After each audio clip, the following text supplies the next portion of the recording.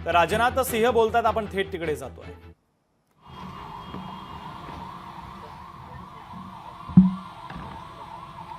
बोलिए भारत माता की, भारत माता की, भारत माता की। गुड।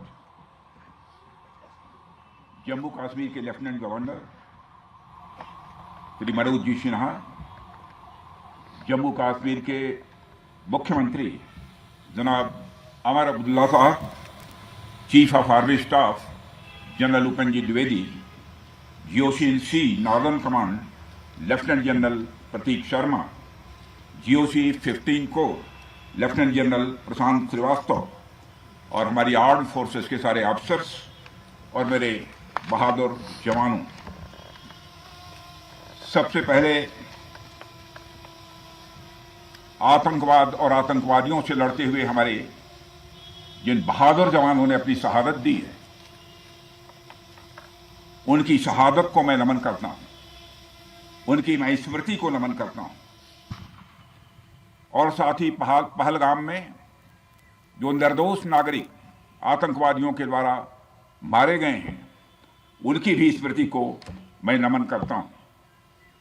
मैं हमारे घायल सैनिकों के साहस को भी नमन करता हूं और ईश्वर से यह प्रार्थना करता हूं कि वह जल्द से जल्द स्वस्थ हो जाएं। मेरे दोस्तों, इन विषम परिस्थिति में आप सबके बीच आज आकर मैं स्वयं को बहुत ही गौरवान्वित महसूस कर रहा हूं।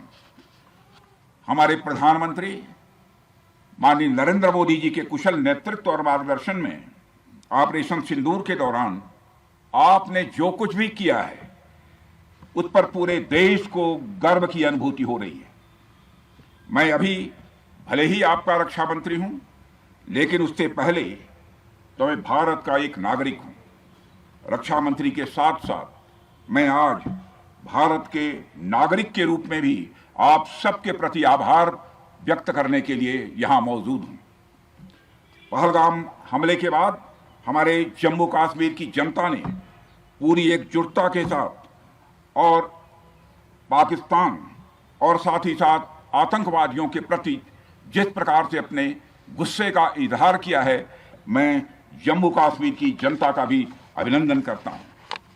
मेरे साथियों, आपकी उस ऊर्जा को महसूस करने आया हूं जिसने दुश्मनों को नष्ट नाबूद कर दिया है। आपने जिस तरीके से सीमा के उस पार पाकिस्तान की चौकियों और बंकरों को आपने ध्वस्त किया, दुश्मन मैं समझता हूं उसे कभी भूल नहीं सकता। आपने देखा होगा कि आमतौर पर लोग जोश में होश खो देते हैं, लेकिन आपने जोश भी रखा, होश भी रखा और सूझबूझ के साथ दुश्मनों के ठिकानों को आपने बर्बाद किया है। आज मैं यहां रक्षा मंत्री के साथ साथ एक मैसेंजर के रूप में भी आप सबके सामने मौजूद हूं। पूरे देश की शुभकामनाएं, उनकी प्रार्थनाएं और उनकी कृतज्ञता को लेकर आप सबके बीच यहां मैं मौजूद हूं। एक तरह से आप समझिए कि मैं एक डाकिया बनकर आपके बीच आया हूं और देशवासियों का संदेश लाया हूं। संदेश यह है कि हमें हमारी सेनाओं पर गर्व है।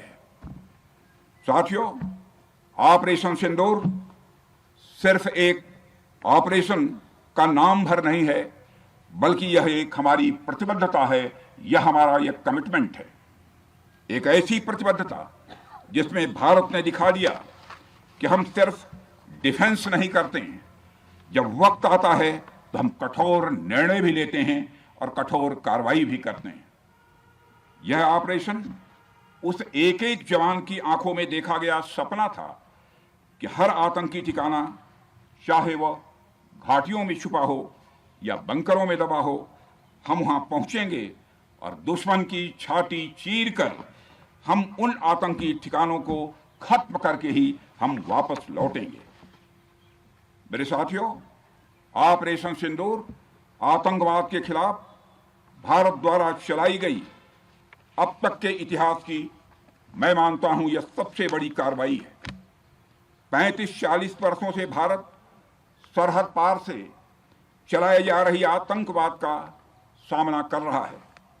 आज भारत ने पूरी दुनिया को यह साफ कर दिया है, यह स्पष्ट कर दिया है कि आतंकवाद के खिलाफ हम किसी भी हद तक जा सकते हैं। साथियों, आतंकवादियों ने पहलगाम में आतंकवादी घटना को अंजाम देकर भारत के मस्तक पर चोट पहुंचाने की कोशिश की है। भारत की सामाजिक एकता को तोड़ने का भी प्रयास किया गया है। उन्होंने भारत के माथे पर वार किया, हमने उनकी छाती पर वार किया है और छाती पर घाव किया है। पाकिस्तान के जख्मों का इलाज इसी बात में है कि वह भारत विरोधी और आतंकवादी संगठनों को पनाह देना बंद करे और अपनी जमीन का इस्तेमाल भारत के खिलाफ किसी भी सूरत में न होने दे।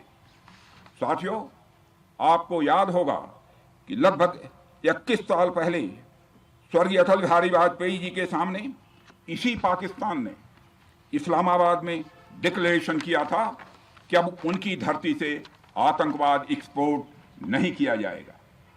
मगर पाकिस्तान ने भारत को धोखा दिया है, पाकिस्तान ने भारत को छला है और आज भी वह धोखा दे रहा है।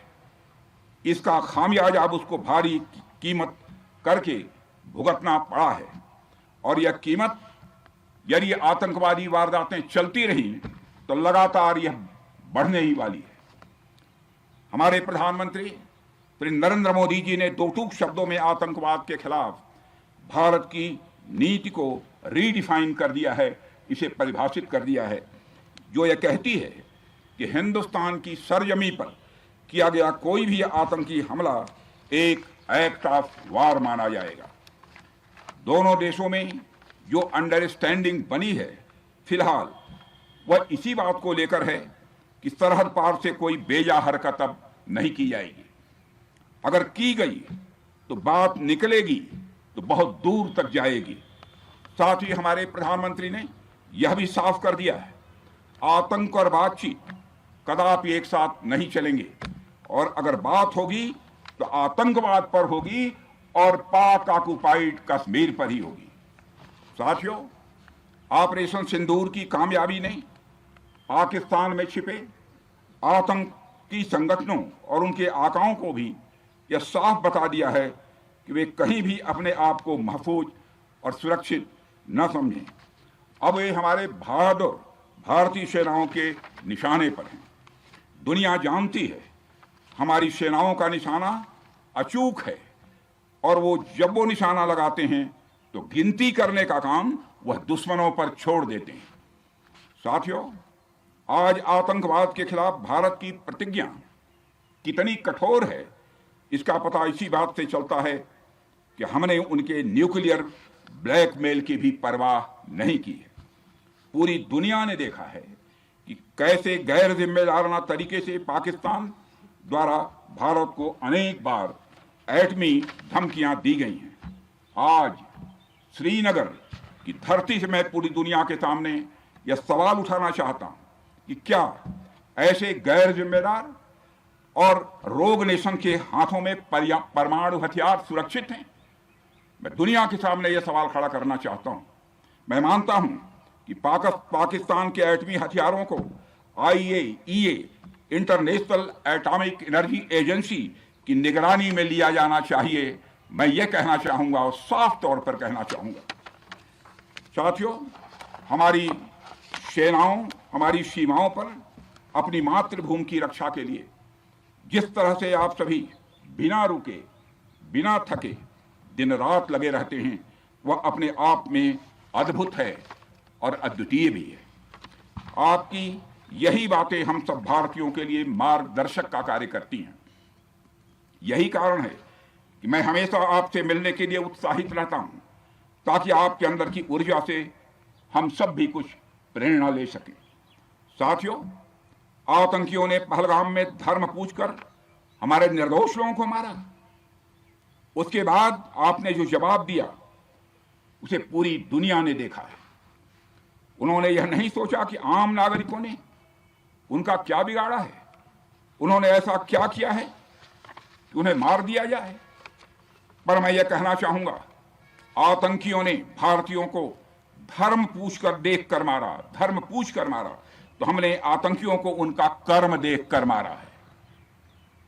उन्होंने धर्म देखकर बेगुनाहों की जान ली, यह पाकिस्तान का कर्म था। हमने कर्म देखकर उनका खात्मा किया, यह हमारा भारतीय धर्म है। एक रक्षा मंत्री के रूप में मुझे आप सबको बेहद नजदीक से वर्षों से जानने का और समझने का अवसर मिला है। मैं आपके साहस और पराक्रम को तो जानता ही हूं, साथ ही साथ पहलगाम जैसी घटना के प्रति आपके गुस्से को भी मैं अच्छी तरह जानता हूं। साथियों, मुझे पता है कि पहलगाम के बाद आपके अंदर गुस्सा था, पूरे देश के अंदर गुस्सा था।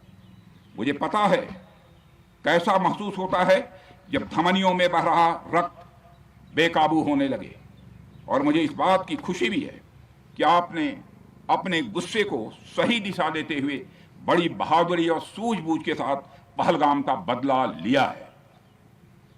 रही बात पाकिस्तान की, तो उसकी बात ही क्या करूं आपसे।